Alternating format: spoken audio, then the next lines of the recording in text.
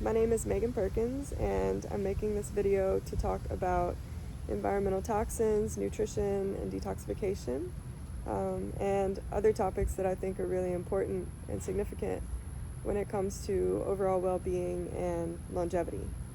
So the primary environmental toxin that I'm going to be talking about today is glyphosate. Glyphosate is the active ingredient in Roundup. It was introduced in the 1970s whenever Monsanto created and patented the compound and introduced it as a weed killer and then later as an agent that could be used to kill crops so that farmers could harvest their yields early and sell them. So the way that glyphosate works as a weed killer or as a plant killer essentially is largely through what it does to the soil. So when glyphosate is sprayed on the soil, just one spray kills over 50% of the earthworms.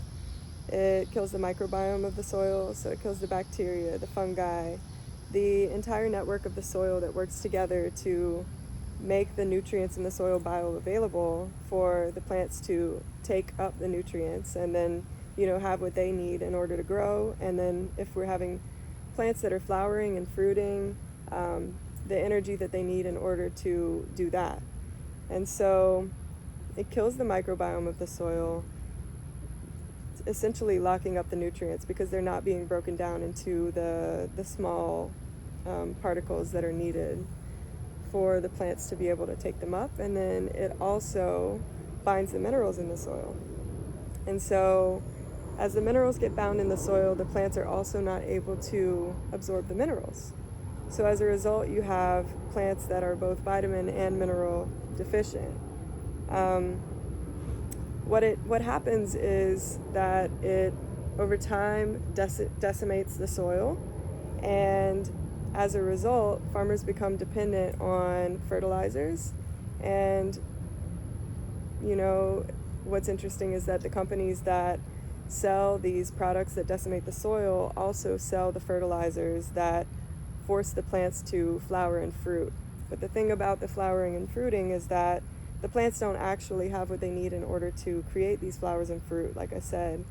And so, although it looks like this really incredible nutrient-dense, mineral-dense food, it's actually lacking in all of the essential things that we need, that we believe that we're getting from it. So it also goes up into the plant and blocks something in the plant that's known as the shikimate pathway. So the shikimate pathway is the pathway through which plants produce amino acids. The amino acids are what give the plant their structure, and amino acids are really important to animal life as well, important to us because they're the building blocks for protein. And so whenever we're consuming these foods, we are, assuming that we're getting vitamins, minerals, nutrients and amino acids that we need in order to function and thrive at the cellular level, but we're not. So those are the ways that glyphosate impacts the soil and impacts the plants, due to the farming practices that have been used worldwide now since the 70s. It has been estimated that over 99% of the farming soil in the US, and the estimates are the same worldwide, is deficient or depleted. And so only less than 1% of the farming soil is deemed nutrient dense, because in order for farming soil to be nutrient dense, it has to be farmed regeneratively, and regenerative farming practices are very rare. And so even if there's an organic farm, they are still growing the plants in monocropping settings. They're still growing them in depleted soil that's not being regenerated, and they're still spraying them with organic approved fertilizers in order to get them to flower and fruit. But the basic truth of that is that the soil is not healthy, and so the plant doesn't have what it needs, and the plant then isn't able to give us what we need. And so those are the ways that it impacts the soil and the plants, and then it comes into the bodies of animals, including us. And so glyphosate is a water-soluble compound, so it dissolves into the water. It gets into the runoff, it gets into the streams, the rivers, the lakes, the oceans. It's then evaporated and rained down. It's breathed in through the air. It has been found in over 80% of the rainwater and over 80% of the air that we breathe. And so this is very much a part of our life and a part of our world today. There are bacteria and fungi that are capable of breaking down this compound. And eventually, when we do stop spraying this compound, whenever in the future that happens, we will see the levels begin to decrease, but it will take time. It'll take 50 years from the day that we stop spraying for the levels to just begin to decrease. And so the reality is this is a part of our life today, and the smart way to respond really is to regularly detoxify our bodies and regularly tend to our gut, as the gut is a reflection of the soil, and the health of the soil directly affects the health of our own guts. And so as it comes into our bodies, either through exposure in the environment or through the food that we eat, or through bathing in the waters, or however we're exposed to it, which we all are in the world today, it comes into our bodies and it does to us what it does to the soil. So it is classified as an antibiotic. It's a carcinogen. It's a hormone disruptor. It's a neurotoxin. So it's toxic to your brain. And it has been banned now in over 30 countries. But in other countries, like the United States, it's still totally legal and sprayed in abundant amounts. And yeah, so whenever it comes into your body, it goes into your gut and acts as an antibiotic and kills the microbiome of your gut. Now, the microbiome of your gut is the way that your body communicates. It's the communication pathways, and it's the way that your gut communicates with your brain about levels of different things that your brain needs to signal to different glands and organs to create, to break down, and things like that. And so when the microbiome of the gut goes down, there's that initial hit to your entire system processing. Whenever we are being formed in the womb, we form the nervous system and the gut first. So these are our first two brains. And then from there, from the gut, all the other organs and glands and tissues form. And so this is where it all begins. The gut is where it begins. And, it's pretty simple to think about. You take in nutrition, you take in hydration from the world, and your gut delivers it to your cells so that you can have proper and thriving cellular function. So when the gut is down, eventually there's this snowball effect upon which everything else in your body is affected. So glyphosate kills the microbiome in your gut, and it triggers the production of something called mucoid plaque.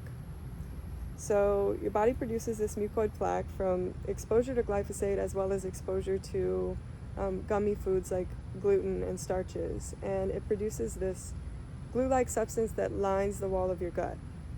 Now, we have naturally in our gut these little hair-like structures called microvilli. They extend from the cells in a portion of the small intestine, and they absorb nutrition. So when your minerals and your vitamins and your amino acids and whatever is passing through your gut, your microvilli says, oh, we'll take that. Yep, we'll take that. And they also fit together in something called tight junctions, kind of like Velcro bonds, and they stick together and they form a semi-permeable membrane where they say yes to some things, like the things that you need, and they say no to other things, like the things that you don't need. So the mucoid plaque that your body produces in response to chemical exposure and exposure to foods that are difficult to digest, it lines the microvilli and essentially glues them down against the wall of the gut and inhibits their activity. And so you've got chemical farming impacting the majority of food that's grown and shipped across the world, making it mineral and nutrient deficient.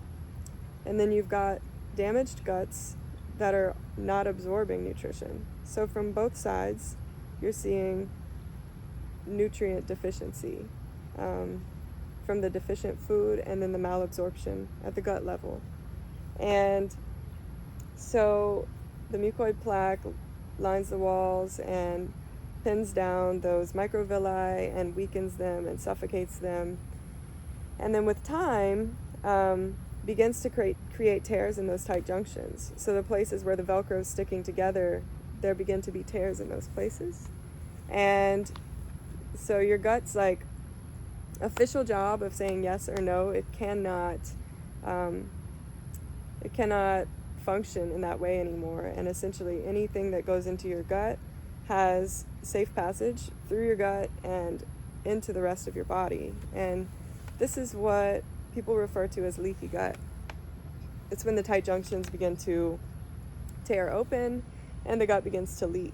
And so when the gut begins to leak, it leaks into the lymphatic system. And in your body, you have essentially trillions of cells and two fluids. The two fluids that you have are blood and lymph. And so your blood is the fluid that goes around and delivers your nutrition, delivers the oxygen to your cells, delivers all the goodies throughout your body, and then your cells receive what they need and then they release their waste. Cells eat just like we do, and cells poop like we do, and cells die and then are reborn, right? Apoptosis. And when that happens, the waste from regular cellular functioning is then put into the lymphatic system and flushed through the lymphatic system, eventually out through your kidneys, through your colon. You actually have 4 elimination pathways: your kidneys, your colon, your lungs, and your skin. And so those are the ways that your body eliminates those naturally occurring waste products of everyday processes of cellular functioning. So whenever the gut gets torn, it begins to leak waste into the lymphatic system. And so then your lymphatic system is dealing with things that it was not designed to deal with. It was designed to deal with regular cellular waste, and it was designed to process that out for you regularly. The amount of chemicals and heavy metals and toxins that we're exposed to every day in our environment, in the things that we breathe, the things that we put on our skin, the things that we burn in our house to smell good, the things that we clean our homes with, wash our hair and bodies with, the food that we eat, especially the processed foods that we eat, all of these things are very new to this world and very, very new and foreign to our bodies. And so not only is food waste leaking into the lymphatic system, but also chemical, very toxic waste is leaking into the lymphatic system. And so over time, the lymphatic system gets backed up with this waste. It tries its best to flush it out, through the kidneys and process it out through the liver and keep it moving. But eventually it does become backed up, and then the body begins to have a more sludgy, like coagulated environment in the lymphatic system. So it would be like a fish tank that never had its water changed or cleaned, and it just sat there stagnant. And then things would begin to grow on the walls of the fish tank, and things would be able to thrive in this environment that could never live in that environment if it was regularly flowing. And so it's just like that in our body. Parasites thrive on heavy metals. Candida yeast thrives on processed sugar and processed carbohydrates. And so whenever these toxins get into the lymphatic system, we then begin to have a colony that we become a host for, that thrives throughout the lymphatic system. And this colony thrives on our body being weakened. It requires that we are, a little bit weakened by chemicals and foods that are damaging to our system and things like that, so that the colony can thrive.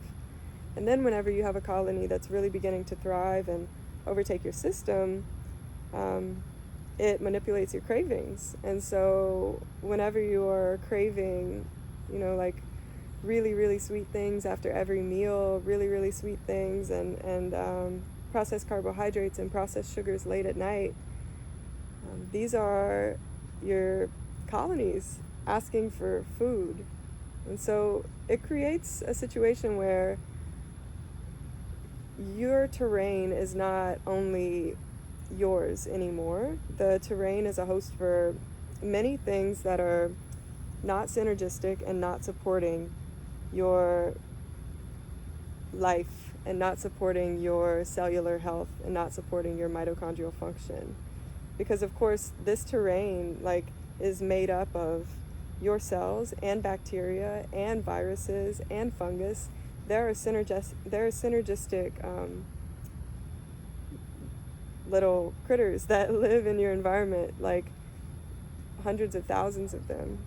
But whenever things become off balance, you begin to have an overgrowth of something that is damaging to your system and thrives on the toxins that have breached into your system. And so that's essentially the way that glyphosate, comes in, damages the gut, then causes a leakage into the lymphatic system, a backup in the lymphatic system, and then an overgrowth of colonies, which leads to further issues down the line that I'll get into more later. So I'm just going to read some statistics about glyphosate. Let's see. So glyphosate, like I said, is a water-soluble toxin. Over 70% of the earth and over 70% of our bodies are made of water. So what does that mean for us? Over the last 25 years, we have seen the most profound explosion of chronic disease in human history. The estimate is that we've sprayed over 4 billion pounds worldwide. In the 1990s, we saw an explosion of autoimmune and neurodegenerative disorders such as Parkinson's, Alzheimer's, and multiple sclerosis. We live in an overfed and undernourished population where 1 in 3 people are obese. So the issue of nourishment today has nothing to do with calories, because people can take in tons and tons and tons of calories. But if the gut is not absorbing and the cells are not absorbing nutrition, we're still malnourished. And that is the basis of malnourishment today. Today, 1 in every 2 people are diagnosed with cancer before they die. By 2011, the CDC was reporting that 54% of U.S. children were having some form of chronic disorder or disease before they turned 17. Analyses of cord blood have found an average of 200 synthetic chemicals present in babies before birth. These chemicals are linked to brain and nervous system damage, birth defects, and abnormal development, and cancer. So today, each generation is being passed on these injuries and weaknesses. And as it accumulates and we do not detoxify these things from our body, and it causes greater weaknesses in different organ systems and glandular systems, the mother, has all of these chemicals. Like I said, over 200 synthetic chemicals are passed to the baby before they're born. So these chemicals are accumulated in the body, and she has her own organ weaknesses that have resulted from that. And then she, develops the child within her, passes these chemicals onto her, passes her weaknesses onto the child as well. And then the child is born already with these weaknesses. And what we're seeing then is that each generation, our population is becoming weaker and weaker at the genetic level, because our genetics are passing down more and more states of dis-ease, lack of ease, lack of flow, because we're creating this environment that is extremely toxic and coagulating, and a perfect environment for the development of disease. Like I said, over 1 in 2 children in the U.S. has chronic disease before they turn 17 years old. And it's so not normal. My teacher often says, there are so many things today that when people go to the doctor, they get diagnosed with something and the doctor says, oh, well, that's common. But my teacher always says common does not mean normal. And so there are things that are common today that are not normal. And it's due to a lot of different factors, but environmental toxins is at the top of the list for sure. And so through this entire process of, developing massive factory farming processes, monocropping, and the factory farming of the animals and things like that, we have lost our independence and lost our relationship to the earth, the food, and the soil that it's grown in. Our grandparents, just our grandparents' generation, they grew on average like right under 50% of their own food. And so this was the average across the U.S. And so they had a much stronger sense of food sovereignty in the lives that they lived. They understood the soil. They understood how to grow food in it. They understood seeds and the abundance that is inherent in seeds. And they understood that if you know how to work the soil, if you know how to care and tend for the soil, your food is free. It's your birthright. You just have to know how to do it, which our ancestors knew very well. And so just in a couple of generations, we have lost this relationship, and today less than 0.01% of food is grown at home in the U.S. And so we have completely lost our food sovereignty and become very dependent on the system. So a part of the journey forward and the path out is to learn how to regenerate the soil, to learn how to grow our own food, to connect with others who are doing the same, to get to know farmers who are farming locally, especially regeneratively, and to get together with our friends and to create community gardens and things like this, and to restore our food sovereignty and our independence and our responsibility for ourselves. And so that is, the piece about chemical farming and its impact on us and our bodies and things like that. And so I'm going to move on to our nature as a species, our base chemistry as a species, and how that is also extremely important to our overall health and well-being. So as a species, we are alkaline beings. There are some species that have higher states of acidity, and then there are some species that have higher states of alkalinity. Alkaline species have alkaline saliva, alkaline enzymes that they secrete in their intestines, and they are designed for alkaline digestion. In other words, the digestion of foods with alkaline pH. Whereas those that are designed for acidic digestion, designed for the digestions of foods with acidic pH, have acidic saliva and acidic intestines as well, and much, much stronger hydrochloric acid in their stomachs. And so alkaline species have a weak hydrochloric acid in their stomach, and acidic species have a strong hydrochloric acid in their stomach, because the hydrochloric acid, it's an acid. And so all food has energetic potential. So basically, when you start here, if this is your base energy level when you eat your food, you look at how much energy it takes to digest, and then how much energy it gives to you. Okay? So we in our cells, we produce ATP. This is our way that we produce energy. And ATP is produced from our cells taking a monosaccharide plus oxygen and then producing energy. A monosaccharide is a simple sugar. And so the monosaccharides that exist in nature are fruits and vegetables. And I should note raw fruits and vegetables. And the reason I say that is because all species on the planet consume their food raw. This is how it's designed, and this is how the food gives us the actual energetic potential that it's meant to give to us. Whenever we cook our food, we destroy the enzymes present in it. So all food has enzymes in it. We secrete enzymes to begin the chemical digestion, and then the food has enzymes to assist in the chemical digestion. And when you begin to chew the food and break it down, you activate both your own enzymes and the enzymes present in the food, and those work together to break it down. So when you cook your food, you destroy the enzymes. The living enzymes present in it are destroyed. And so then the food goes from living to dead. The energetic potential decreases dramatically. And it destroys over 50% of the vitamins present in the food as well, which is not a great idea whenever over 99% of the food that we have access today is vitamin deficient. So when we're designed to digest our food raw, just like all other species on the planet.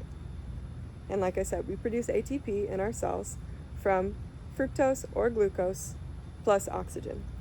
So when we consume fructose or glucose, it activates the ptyalin in our saliva, which is an enzyme that's designed to digest fructose, glucose, and galactose, fruit sugar, vegetable sugar, and mom's milk sugar. So we have the capability to digest these things until we are a little over 2 years old. When the molars are coming in, we lose the ability to digest galactose, and then are only by design able to digest fructose and glucose. All species do stop consuming milk after they mature to a certain age. They stop consuming the milk of their mother, and they start receiving their nutrition from the plants or the animals that they are designed to digest.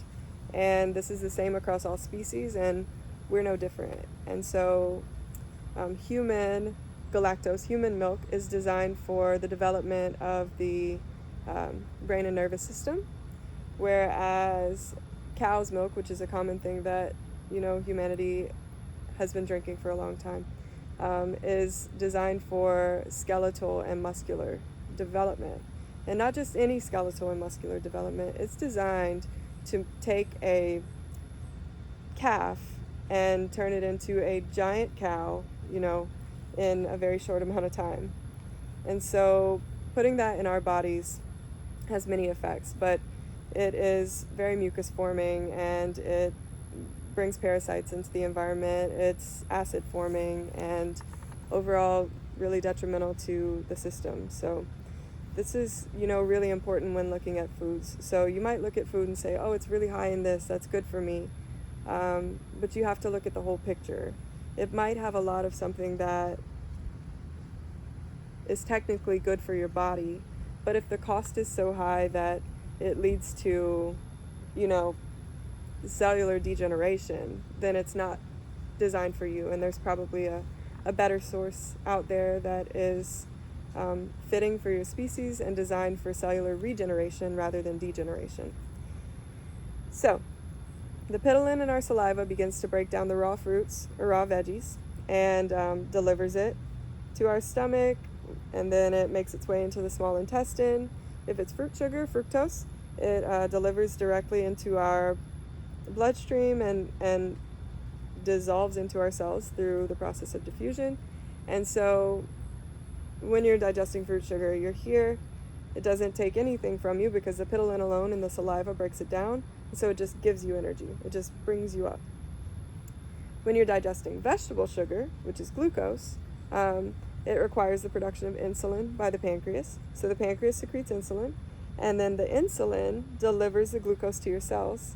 And so if your energy level is here, it would take you down a little bit, not much, just the secretion of insulin, and then give you quite a bit of energy. And so through that, your cells use the fructose and the glucose in order to produce ATP, and do other things as well that I'll go over later in the video.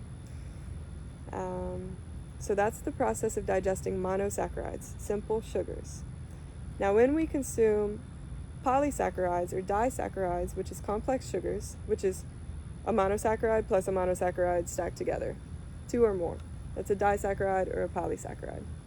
When we consume and attempt to digest these foods that are not naturally occurring and not inherent to nature and do not register as food to our bodies, when we consume and try to digest these things, the pitoline begins to break it down, then it arrives to the stomach, then it moves into the small intestine, where then the pancreas has to secrete several enzymes to tear those structures apart. You've got to take the disaccharide and tear it apart because you need monosaccharides to produce energy.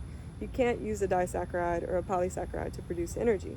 So your body has to take them apart, which takes energy from you. So if your energy level was here and then you ate some pasta, it took quite a bit of energy in order to digest it, and then it gave you some monosaccharides in the end, and so your net energy gain is much lower, and your hormonal state has been changed in the process as well, because this digestive process is stressful to your body, and so it stresses your adrenal glands. Your adrenal glands are what produce your cortisol, which is a steroid intended to bring inflammation down and intended to respond to stress. So your adrenal glands produce cortisol, and your hormonal state changes. And so fructose and glucose in raw fruit and vegetable form is extremely easily digestible and an extremely efficient source of energy. The fruits are a really good energy source, and they're very good at cleaning your system. The vegetables are also a really excellent energy source, and they're really good for building because they're higher in amino acids, which is what your body uses to build protein. So fruits and vegetables together are the ways that we are able to get our necessary vitamins, minerals, and amino acids and fatty acids in order to keep this thing functioning properly. Then, let's see, you've got amino acids, like I said. So the digestion of amino acids is the same thing. It comes in the form of fruits or vegetables. It gets into the system, and your body takes them and utilizes them in order to build proteins. Your body has 9 essential amino acids that it needs to get from an external source, that it needs from plants, because the plants are the ones that produce them. So there are 9 that we get from plants, and then there are 19 that we produce on our own. So the 19 that we produce on our own, we actually transform glucose into amino acids. So that's vegetable sugar. So we take the glucose, transform it into an amino acid, and then with that, we've got our 28 total, and we go on to build 200,000 different proteins with these amino acids. And so you can imagine it as protein is like a house that your body has to build. The amino acids are the necessary building materials. One amino acid is like a board to build the house, okay? So then you've got your amino acids from the plants, you've got your amino acids that you created on your own from the glucose, and then you go on to build your proteins. And like I said, 200,000 different ones. They have functions in every organ system throughout the entire body, and they're also really important for the flushing of the lymphatic system, which is that system that I said whenever it gets backed up, starts getting really slow flow and sludgy, and becomes a host for pathogens that are negatively impacting your overall system functioning. So, whenever we digest protein, so this is a complex protein like animal protein or protein present in like seeds, nuts, beans, legumes, things like that, our body goes through a more complex digestion process. So we begin to break it down, and we begin to chew it and break it down into smaller pieces in the saliva. There's no enzyme designed to digest protein in the saliva, so we just break it down into smaller pieces here, and then it gets to the stomach, and that is where this is an acid digestion. the stomach creates hydrochloric acid. And so it starts to produce the acid, and it starts to break down the proteins and then delivers them to the small intestine, where then the pancreas has to secrete several different enzymes in order to begin breaking it down to get to what we need. Because when you eat a protein, it's basically like taking in an entire house that someone else built, and you need boards because you have to build your own houses because you're a different species. So you can't use a house that someone else built. So your energy levels here, you spend a lot of energy on secreting acids and tearing the house down, secreting several different enzymes to break it apart, and then it severely decreases your energy. That's why these really heavy protein meals or really heavy carbohydrate meals put people in a food coma, because it is draining of our energies.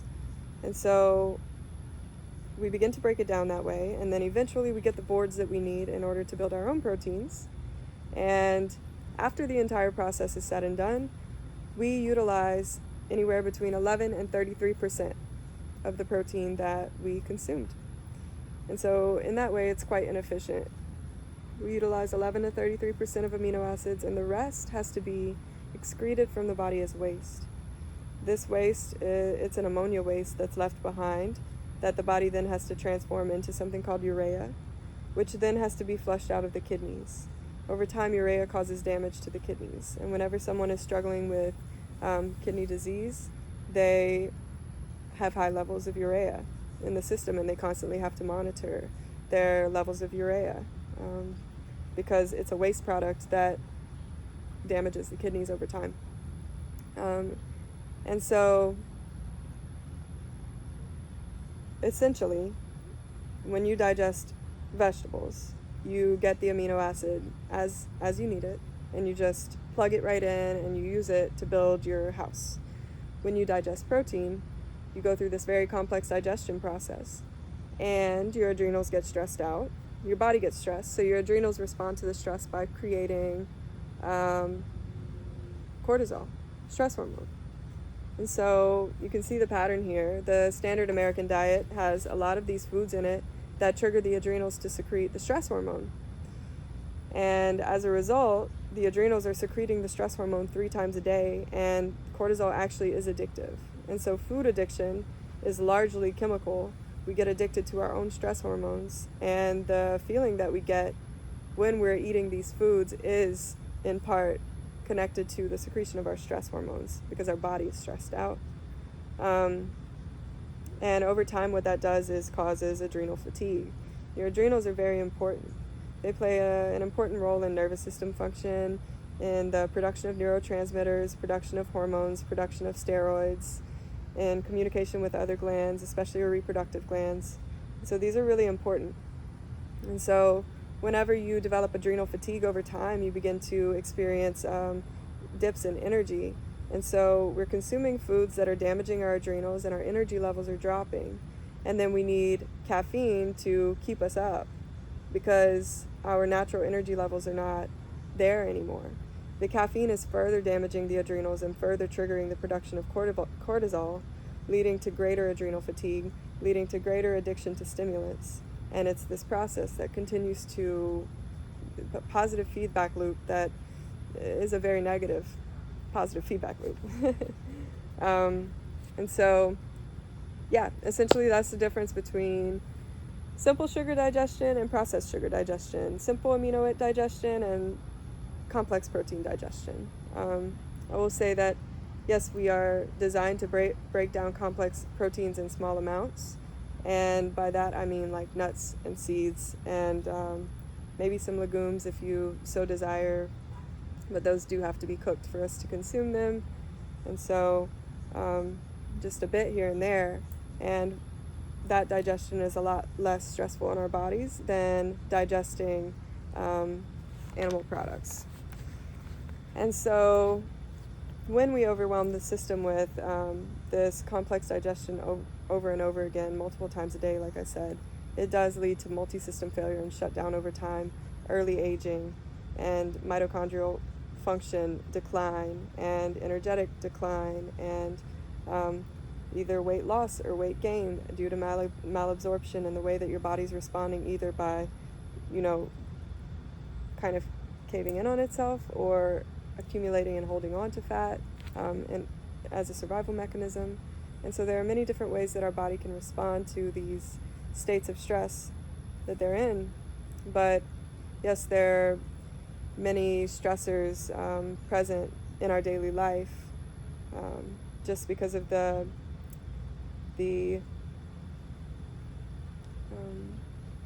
what's the word I'm looking for?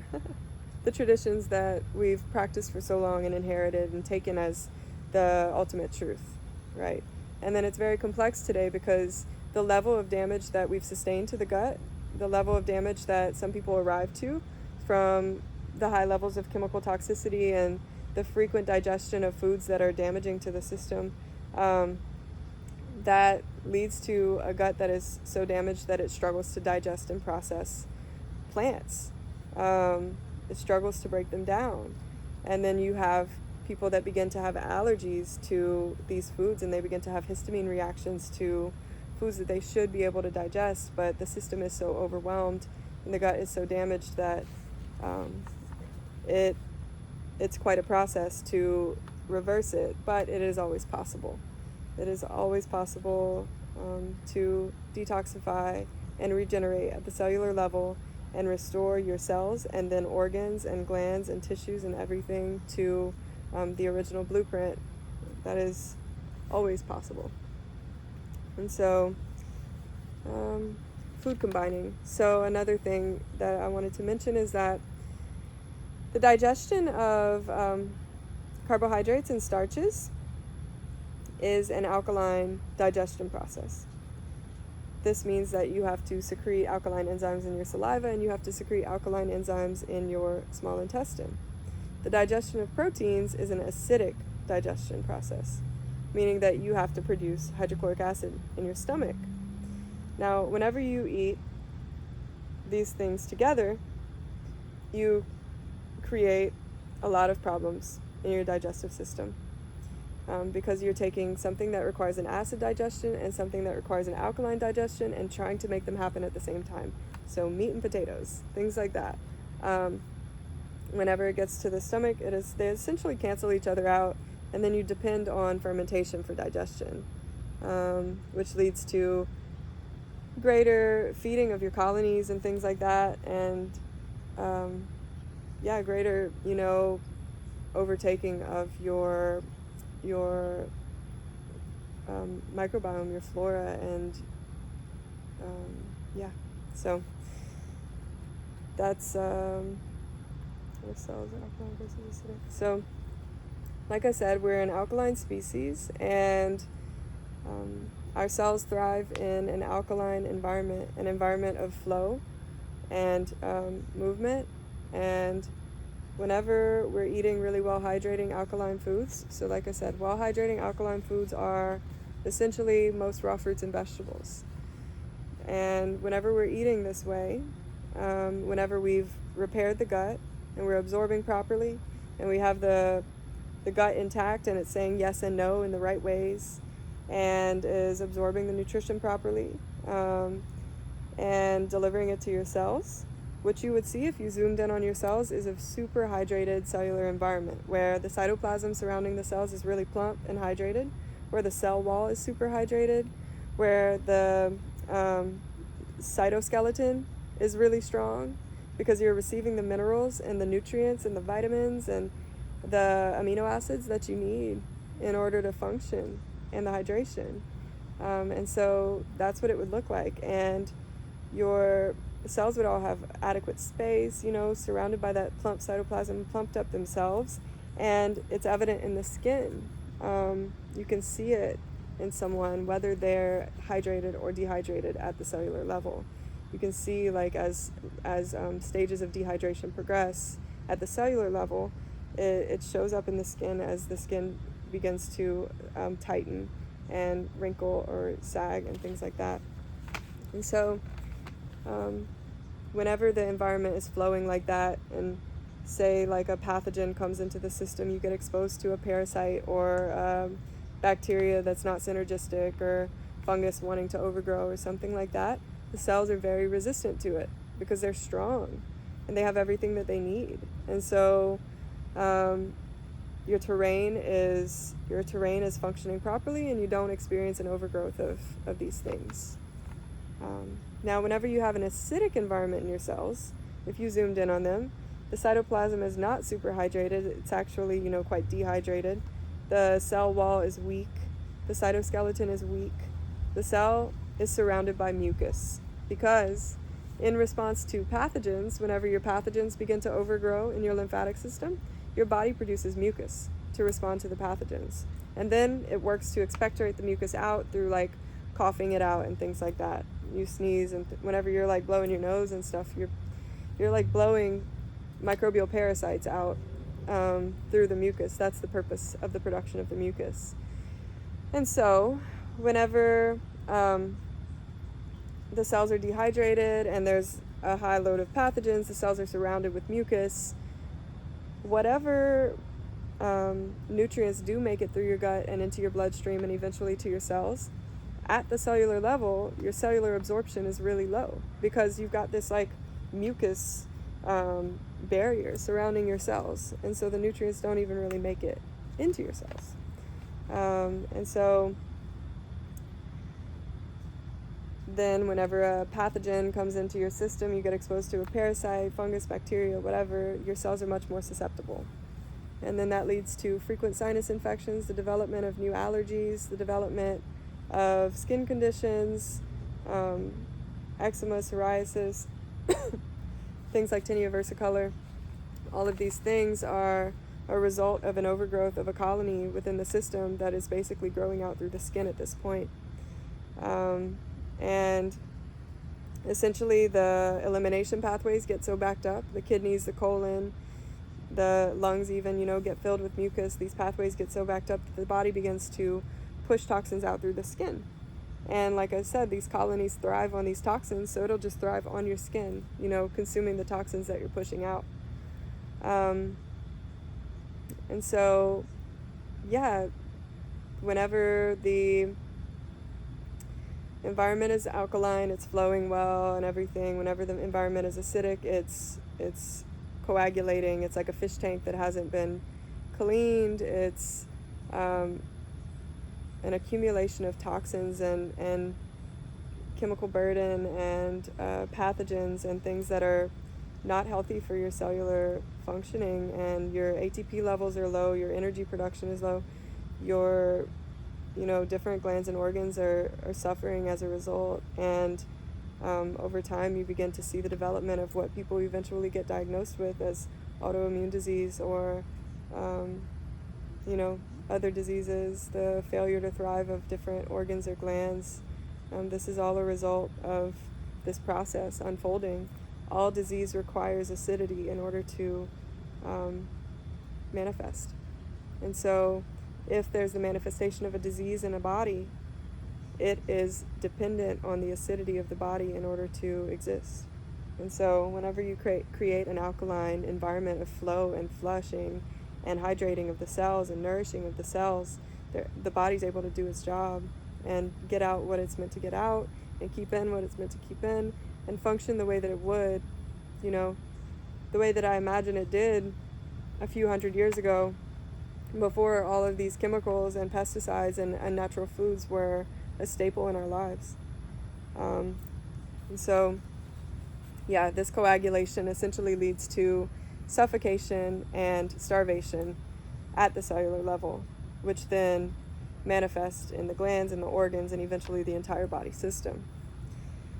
So essentially the gut becomes damaged, right? And then the lymphatic system becomes backed up with chemicals and pesticides and heavy metals and acidic waste from improper digestion of cooked food that's not appropriate for our species type. And then the body's trying to flush these things out through the kidneys, and the kidneys get backed up. When the kidneys get backed up, you begin to see the development and manifestation of different symptoms like allergies and skin conditions, and then you will also begin to have an accumulation of toxins in the liver. So when the liver begins to accumulate toxins, the body will produce fat in response to toxins and store the toxins in the fat. And so because the liver is our processing center of so many toxins, the liver will begin to accumulate fat on it. And this is directly related to the digestion of fructose and glucose. So whenever the body has fructose and glucose circulating through, and you've got excess glucose, the insulin will deliver that to the liver and say, hey, we have excess glucose. And the liver will say, okay, great, let's turn that into glycogen. And glycogen is a fat store, and we save it for later, and we use it when we need it. So it'll store that extra glucose as glycogen, and then later on, whenever you're needing some energy, it'll turn that glycogen back into glucose and use it. But whenever your liver's processing a ton of toxins and byproducts of digestion of cooked foods and animal products and things like that, it will begin to accumulate fat on it in response to these toxins, because like I said, we also produce fat to store toxins, to kind of stabilize them so they're not floating around everywhere causing damage to your system. So your liver will just like build all this fat around it to store the toxins and kind of have them like in a safe place. And as a result, when your insulin goes to your liver and says, hey, we have this extra sugar that we didn't use, your liver says, I don't have any room. I have too much fat here already. I can't store that as glycogen.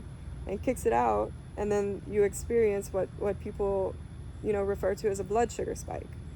And that is, simply a result of an accumulation of toxins due to environmental toxins, as well as improper digesting the wrong things. And so it's not an issue with the fruits or the vegetables at all.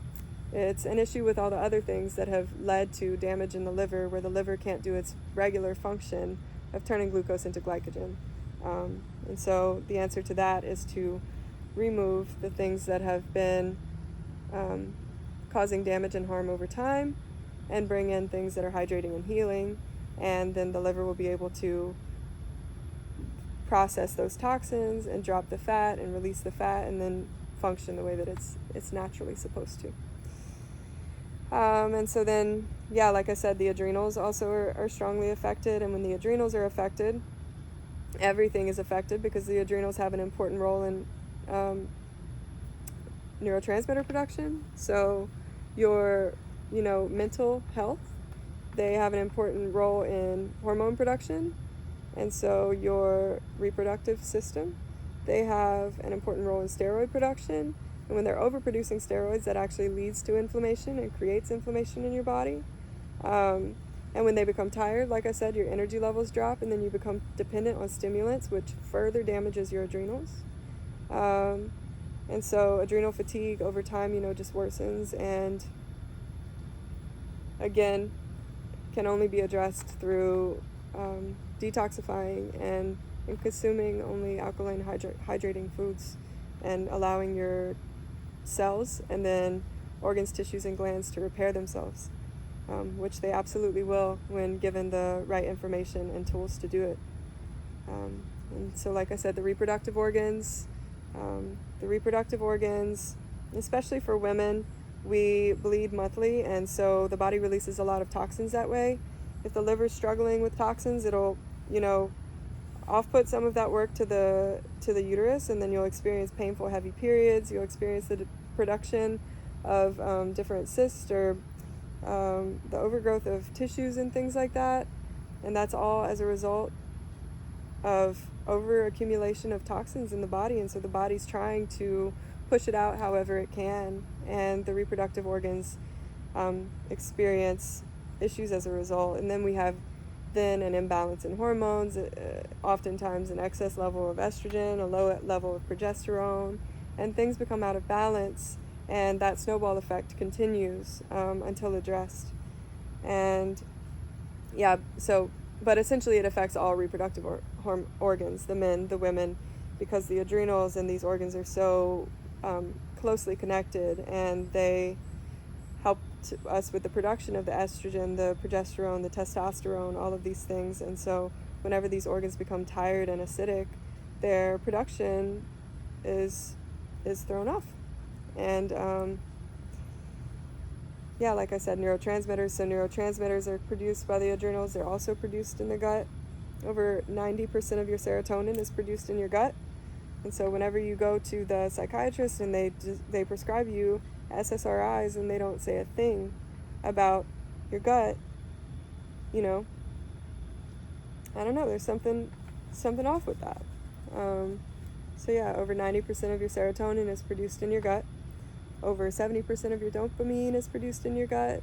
And so when your gut becomes damaged and it's not functioning properly and you don't have those bacteria there to help in that process of the production of these essential things, you will absolutely experience an effect on your mental health as a result. The gut-brain connection is huge. So there are always signals being sent between the gut and the brain. 9 out of 10 signals go from the gut to the brain. 1 out of 10 signals goes from the brain to the gut. So the gut is extremely important. It tells the brain what we need to do at all times. It's really, really important. And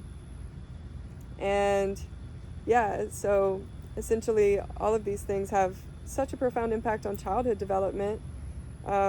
Whenever we have all these imbalances happening in the body already, and then we pass all of this on to our children, and they're born that way, you know, and children are born at such a disadvantage today because of the high levels of chemical toxicity that we're exposed to in the world, and because, you know, we aren't given the education that we need in order to know how to really detoxify and really nourish our bodies properly. And we're told so many different things by so many different people and different organizations, and so much of it is motivated by money.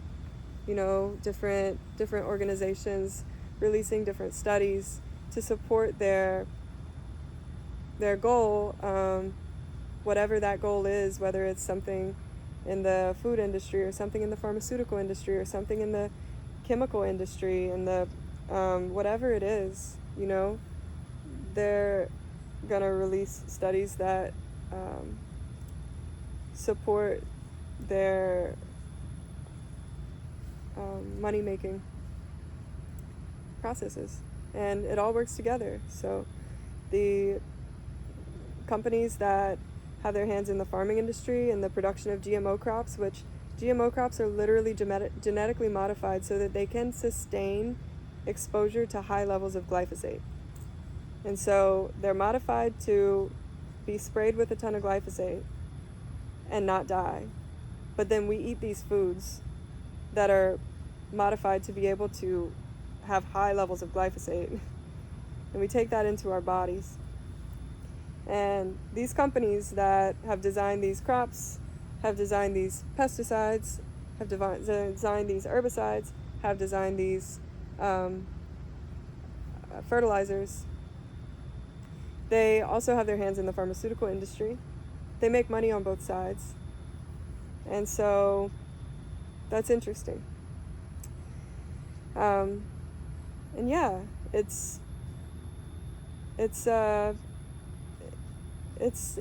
all honestly just comes back to personal responsibility and sovereignty and discipline, taking responsibility for ourselves and looking at the ways that we cut corners and that we've been kind of like funneled into this system of living super fast and not having the time to do things the right way, or to take the extra time and intention to go to the farmer's market and plan ahead and meet with farmers who are growing things the right way. You know, everything has been made really, really fast, and ultimately we have to shift our perspective around what is important and prioritize these things so that we can take our health back into our own hands.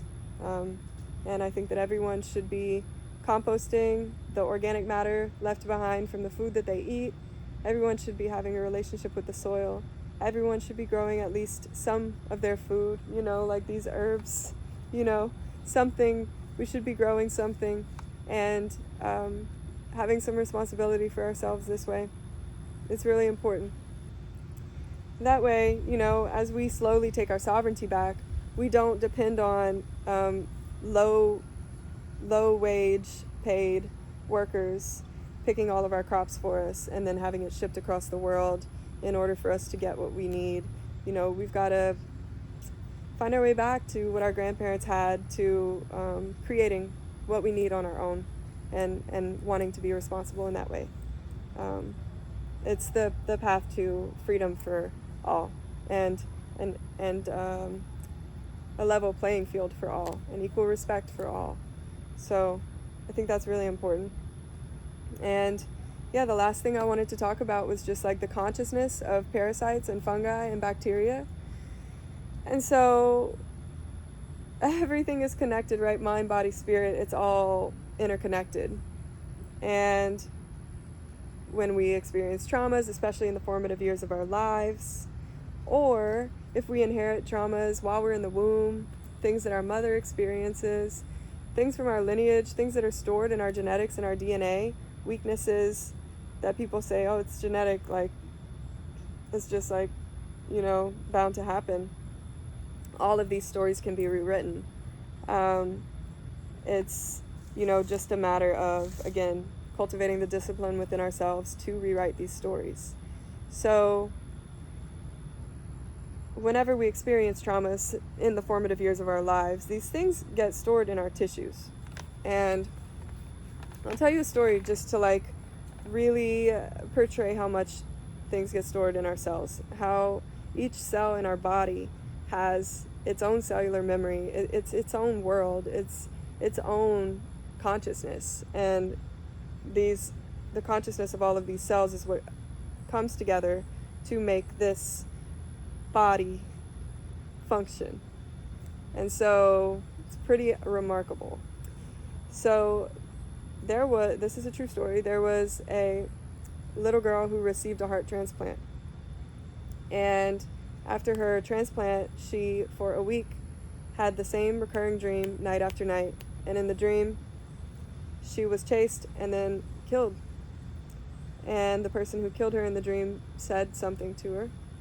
And after having the dream for a week, her mother brought her to the police station and told the police the dream she was having. And it turned out that the person who the heart had come from had been murdered. And that with the information that they received from the little girl, they were able to find the person who had committed the crime. And that person did admit that the thing that was said in the dream is what he said to that person when he killed them. And so it was perfect memory stored in the cells of the heart that was then passed on to this child, and ultimately solved the crime. And so that is the depth of our cellular memory. And everything that happens to us that we're not able to properly process, emotions that we're not able to really feel because maybe in childhood it wasn't safe to, for whatever reason, gets stored in the body as cellular memory. And it leads to different habits and patterns of behavior and patterns of avoidance and patterns of addiction and all these things. And so these issues are stored in the tissues. And the parasites, the fungi, the bacteria, this is all you. You are twice the amount of bacteria that you are cells. You're 10 times the amount of viruses that you are bacteria. All of these different little consciousnesses are cumulatively create what you experience as you. And so the parasites and the fungi and the bacteria, they're also a part of that story, the culmination of the things that have happened to you that make you you. And so these insidious colonies that are harming you and your system, and thriving off of you not thriving off of you having toxins. These are connected to, parasitic thought farms. These are connected to essentially low density, like, consciousness frequencies. And so as you begin to purge the parasites and the fungus and the bacteria, the ones that are not synergistic, from your body, and your terrain is able to repair itself, and the synergistic bacteria can balance out and everything, then you do experience the release of these suppressed emotions and the release of these suppressed or repetitive thought patterns, and the bubbling up of the desires and the desire to emotionally suppress. And so food is, in my opinion, the greatest unknown addiction on the planet, because it is very, very effective in emotional suppression. It's so effective, and many of us don't even realize that we use it in that way. But whenever you begin to go through a detoxification process, you start to become very aware of those things, because you're being very disciplined about what you're putting in your body. So a lot of the things that you could have before, you no longer are intaking while cleansing. And so in that process, you'll notice, as you release the fungi and the parasites and the bacteria, and these emotions come up to the surface to be felt, finally, that there are sudden cravings to eat, to numb yourself. And then you realize that you've been doing that all along. And so when the central nervous system is processing emotions and helping us to release things, it is very, very quick and easy to eat something that causes a complex digestion, causes the cortisol release in the adrenals, causes a ton of blood flow to move down to this region, away from the central nervous system into the digestive tract. And the focus goes there, and you put yourself in a coma, and you really do effectively numb yourself from processing whatever your body was attempting to release and process. So, yeah, this process of, cleansing and detoxification and everything like that is a very multifaceted process that addresses the emotional, spiritual, physical levels of your being. And like I said, foods have different frequencies, and the higher frequency foods bring your cells up to a higher frequency as well. And so it brings your baseline frequency up and up and up, and you're, like, with that, your energy levels are raising, your adrenals are repairing as well. So, like, your overall functioning and processing is able to restore to how it would in a natural state, uninhibited by chemicals and heavy metals, toxins, pesticides, and acidic waste, and non-synergistic pathogens. And so it is quite the journey. And in terms of, like, with medicine work, working with the plant medicines, this food is the single most profound plant medicine I have ever connected to, because it requires me to show up every day and to choose myself, and to choose my well-being, and to choose what I know is best for me over suppression, over feeding the parasites as they, like, beg for me to eat something that I know is not good for me. And yeah, to choose to cleanse my waters, right? Because this is all connected. We're all one consciousness. This is This is one interconnected field of consciousness. And so the waters, the emotional waters, the waters inside of me are impure. The waters in the world around me are impure. And like they say, if you want to heal the world, heal yourself. If you want to cultivate peace in the world around you, cultivate peace within. If you want to see clean waters on the earth, cleanse your waters. And so that's that. I work with a variety of different modalities to help people bring their bodies back into synergy, to get their terrain functioning properly again, and everything like that. Like I said, because 99% of the soil is deficient, I work with micronutrient support, with mineral support, bring in biohacking techniques where appropriate, and I really love this work. I really love what it's done for me and what it's done for a lot of people that I've worked with, and I'm happy to help anyone that feels that they could use help in this arena. And yeah, I think that's about everything I had to say. So thank you for tuning in, and I'll be posting some further education materials in the bio if you'd like to educate yourself further. The master of education on glyphosate is Dr. Zach Bush, so I will post something with him explaining much more in depth than I was able to, and I would really recommend that. And then, if there's anything else that I think might be relevant, I'll share that there too. Maybe I'll put my email in there in case you need to contact me. Anybody wants to work with me or whatever, I'm here to be of service. So thank you, and I wish you a blessed life.